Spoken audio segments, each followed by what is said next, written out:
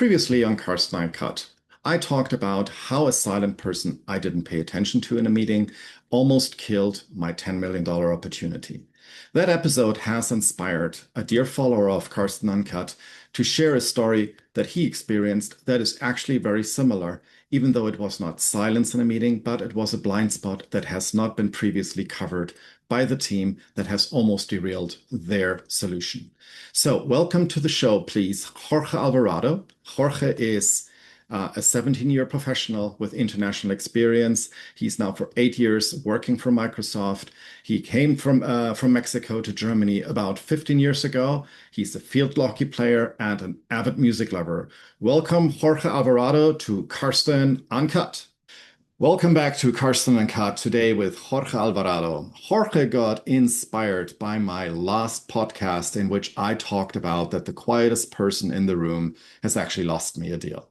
And I really thank Jorge for reaching out to me. And I want to hear your story now, Jorge, because you had some very, very similar experience. So tell us about what was the deal that you thought you had that actually turned out to be very different. Thanks, Carson. So this time it wasn't about a person that was sitting silently on a corner. It was more about me thinking I had a deal regarding a product, but them wanting to then secretly take a look at the whole enterprise agreement that we had put together. So we had been completely aiming surrounding the product and negotiating around the product from the customer side and from our side. Yeah. But in the end, just because of their financial situation and difficulty, the purchasing chef came in to almost towards the end of the negotiation and brought in a whole new dimension that we weren't even talking about at the level that we were negotiating at, and that not even the customer's purchasing team was considering up until that point. Wow. Wow. So you had one of those beautiful last minute. And by the way, we have one more question for your moments. Wow. But what was it then all about? Was it more, it was not about the product anymore. I understand the product was basically said. Was it a licensing or a pricing question? What was the real question that you then all of a sudden had in front of you? Well, as we've all seen the current events around the world, there's a lot of, financial difficulties, and especially within special industries around the world that are more traditional in terms of the manufacturing perspective. Hmm. So, with that said, we were focusing on a product that was crucial both for us and for the customer to implement.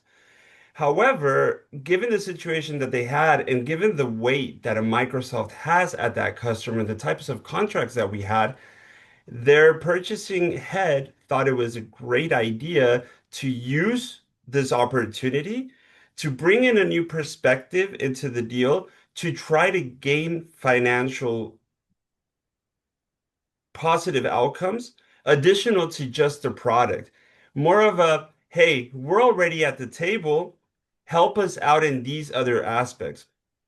But it really threw us off because people people like to throw in the term 3D chess, but it really turned the game into a whole new different dimension because it brought in a variable that didn't quite match to the rest of the puzzle.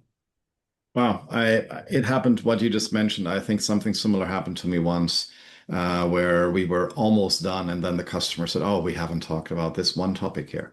Right. And I think it's always super, super important to really understand what are the potential blind spots, what else could happen to really do this, what is a potential worst case scenario, and how do we model for it? Have you modeled for this worst case scenario previously, or was it really surprise moment? Now we have to fix this.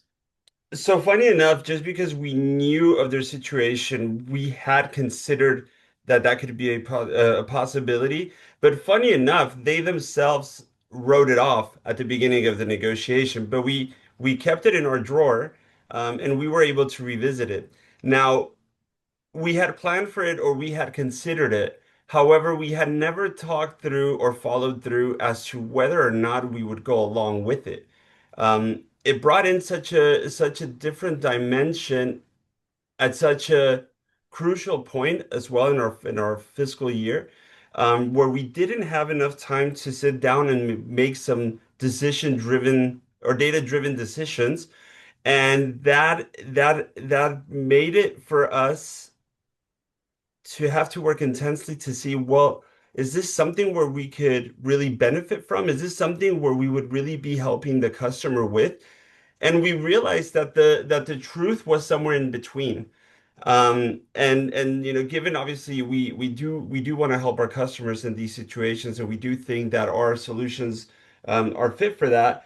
We did take a good serious look at it, but we didn't go all the way. We figured it would also set a bad precedence to accommodate something so, what does the Americans say, so out of left field, in a negotiation that actually was through, and it actually almost was through on both sides, where internally the customer also thought that it was through. The negotiation was done, but the situation of emergency and the customer is in right now, it forces them to, well, we can't leave any stone unturned.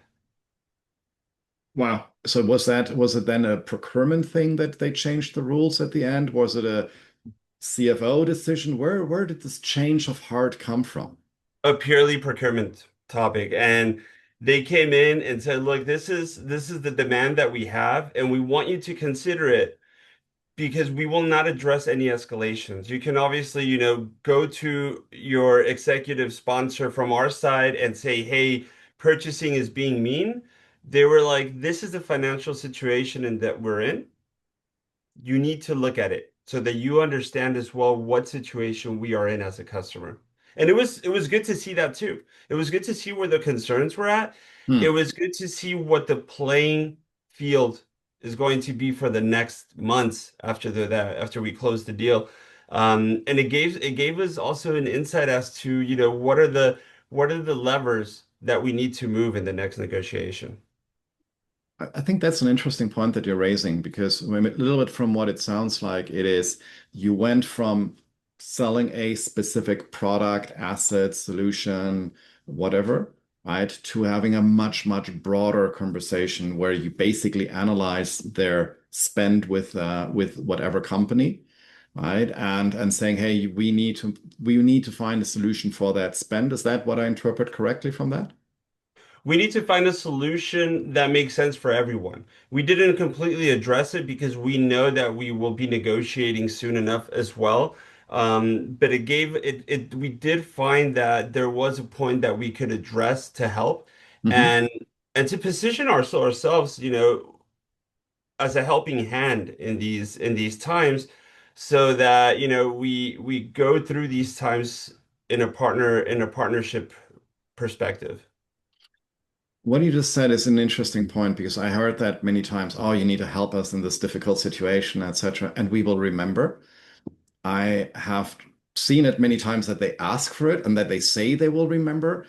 I have not found the remembering so often, I have to say. So I'm curious to see how it will turn out for you. I think you just closed that operation, but I am just going to be curious to see, hey, is there really a remembering or is it a little bit the bigger tier spot in order to get something more out of it? Um, that will be interesting. I agree with you. Remembering is difficult, and they all say, yeah, well, we will consider this in the future.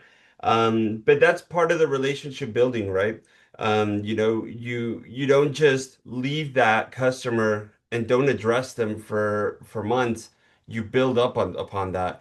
So by the point that you get to that negotiation, it's not so much of a remembering that one time, but an evolution of what you started then, Hmm. that you've sowed to a different point at that negotiation, where they don't have to remember, but it's part of the relationship that you already have with them.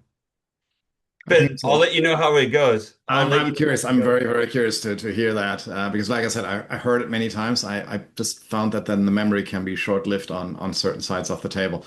But that's quite okay. I mean, honestly, it's also part of the game that we all signed up for. So there's no complaint about it whatsoever. I think the point that I'm really interested is so they said we need, in essence, they said we need more, right? And how do you come to a moment where you say, this is it? right? Because I think there is this typical fear of when I say no now, what will then happen? So will it be negative? Will they walk away? Whatever. So how did you reach the moment of being able to not just give more and still have the right level of deal that was good for both sides? So the great thing about a purchasing department coming in and trying to hijack your negotiation is that you're not talking about value anymore, right? You're not talking about, hey, we're going to give you a product and you're going to get 10 minutes here or you're going to have effectivity there. You're talking numbers. Me being an engineer, I like the phrase data-driven decisions because if you have the numbers on the table, the numbers won't ever lie. And they had some demands that were very blanket statements. We need this. But when you start looking at it, you first get that shock of okay, hey, they're hijacking it. You breathe in, you're like, okay, let's see what they're talking about. We started looking at the numbers and the numbers didn't lie. We figured, okay, that which what they're asking for, one, it wouldn't even help them as much as they think it would help them. But we definitely see on these sides where they could get some benefits on the short term, which led to the point where we took a look at this with our commercial executive. We took a look at this with our DLS and the AT jointly, and we're like, okay, well, look, this is the math that makes sense. We presented it to our leadership as well, and we said, look, this is where we're stopping at. Like, this is the point of you either take it or we break it up right here. We can talk about it at a different time, but this is the sweet spot. Um, and that's sometimes the beauty of purchasing, hijacking the negotiation. It comes down to a numbers game, and it's not so much that soft value that sometimes leads or that led the conversation up until that point. I have to say, I saw many, many different purchasing departments, fortunately or unfortunately. Actually, it's fortunately. And Fortunately. one thing that struck me was very, very few of them really came very well prepared to the party. I remember one particular one that were really, I mean, they had it down to the last cent of whatever impact was on which side. I mean, it was really, really impressive. And it sounds like your guys were also quite prepared when they came to the party. So they didn't come with a knife to a gunfight. They were really prepared. Well, they came with a gun to a night fight. They weren't prepared. They thought we were having a gunfight, but we were really just only having a knife fight.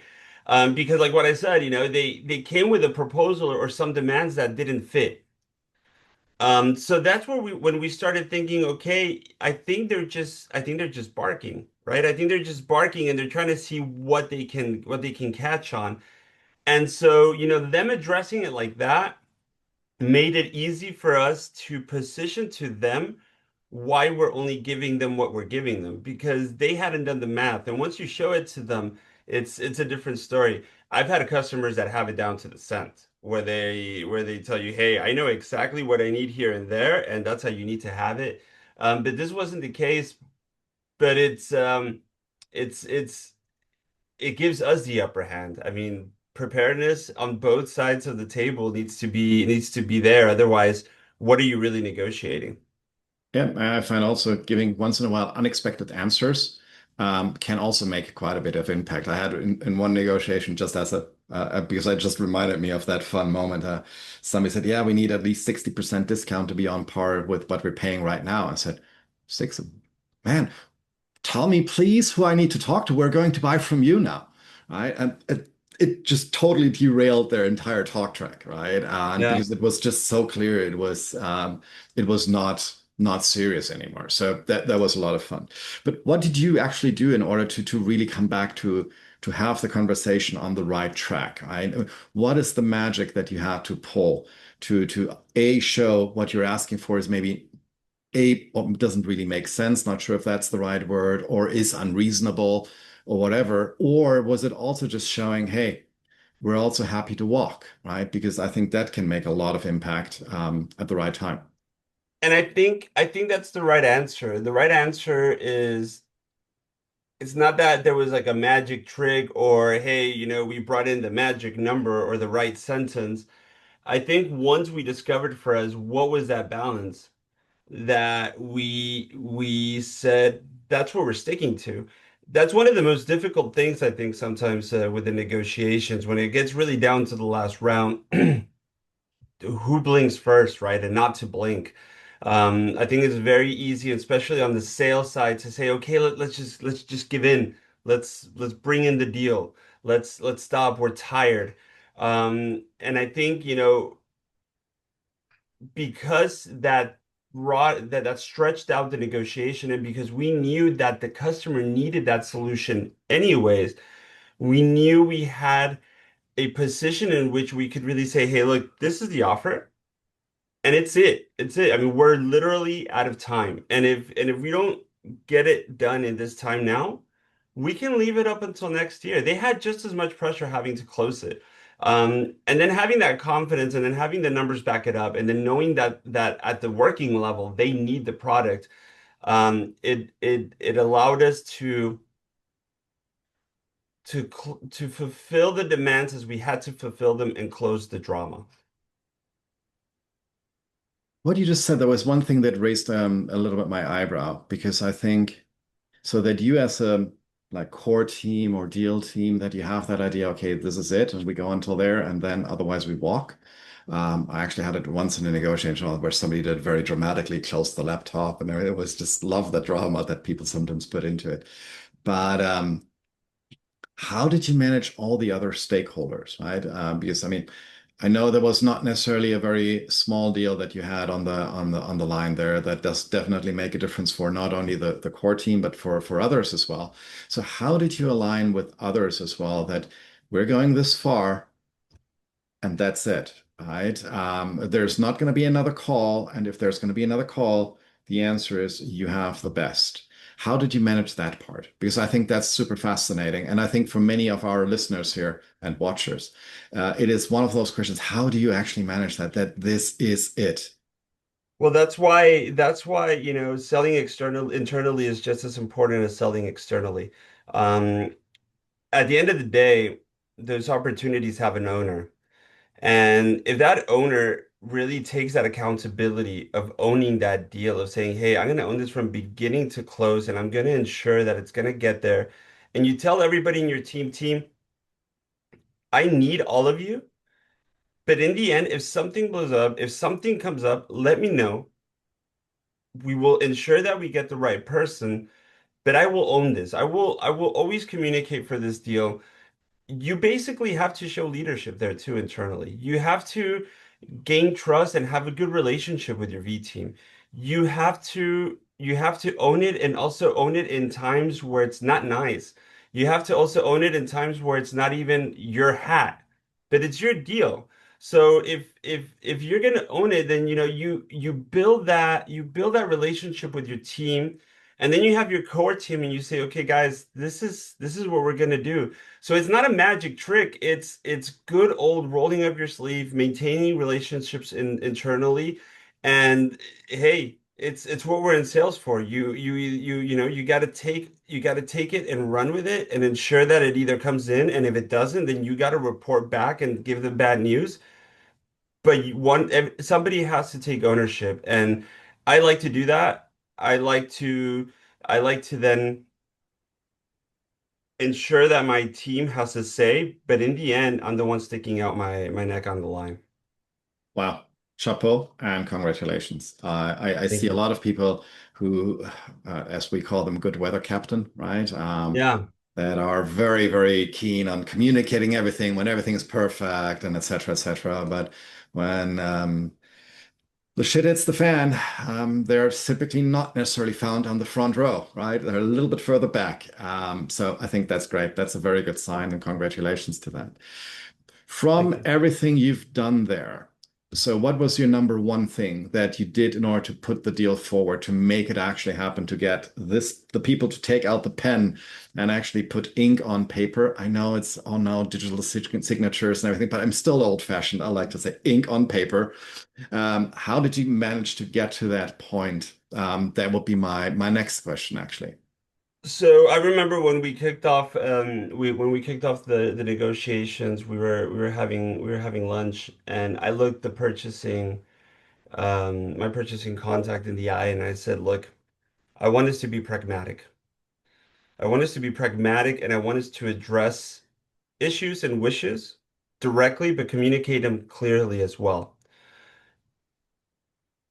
And sure, it wasn't always the case, but then to remind each other, "Hey, this is what we agreed on," um, allowed us to then pause a second, step back, and say, "That's right. Let's take a pragmatic look at that."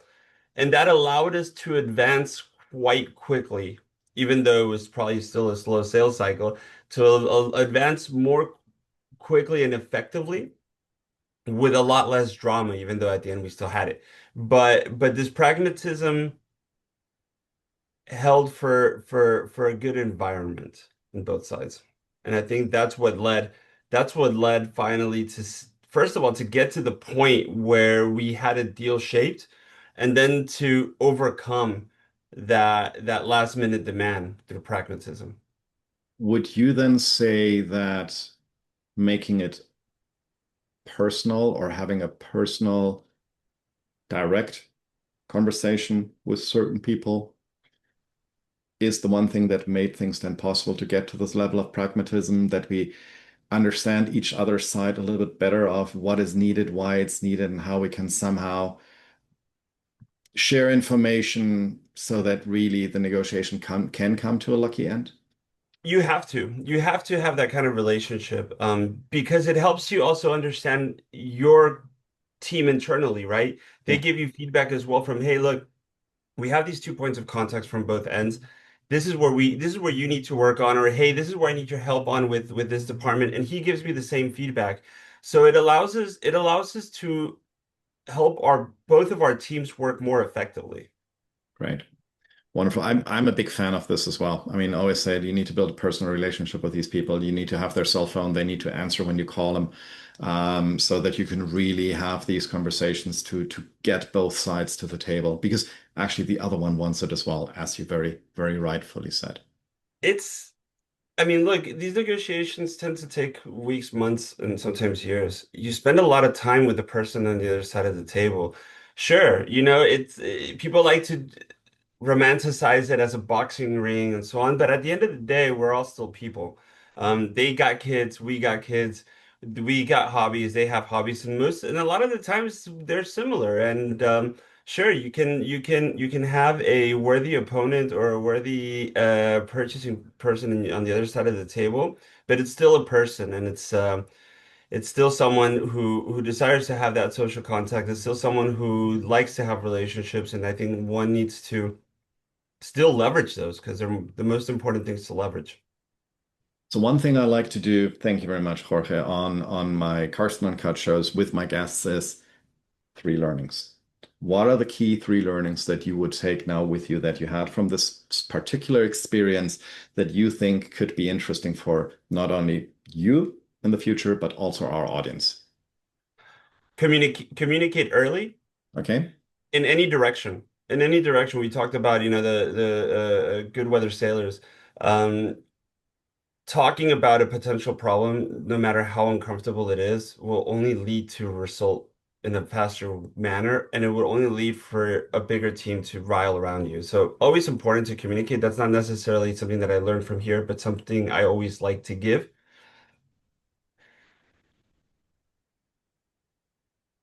We call this the other blind spot, or almost in conjunction to the silent $10 million killer. Um, do the due diligence of, who are the stakeholders, what are the potential factors that could actually come in and affect your deal, even though it could be something completely remote from or completely separate to the deal itself.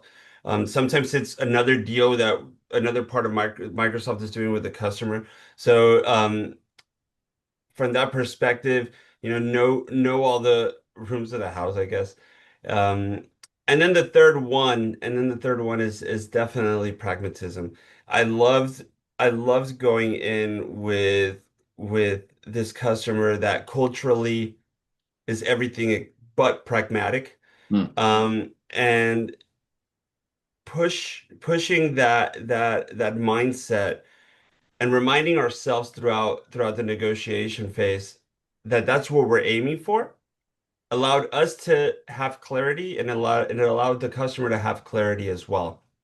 And that's what ended up allowing us to reach a deal in an accelerated manner. Amazing. Thank you. And congratulations again. I mean, Thanks. of course, I know a little bit more about the deal. And so I can only say very, very, very well done. Congratulations to you and the entire team. I think it's one of those things that you will remember for quite some time because of the impact that it had on both sides of the table. Perfect. Thank you so much, Jorge. I'm very much looking forward to see more of you.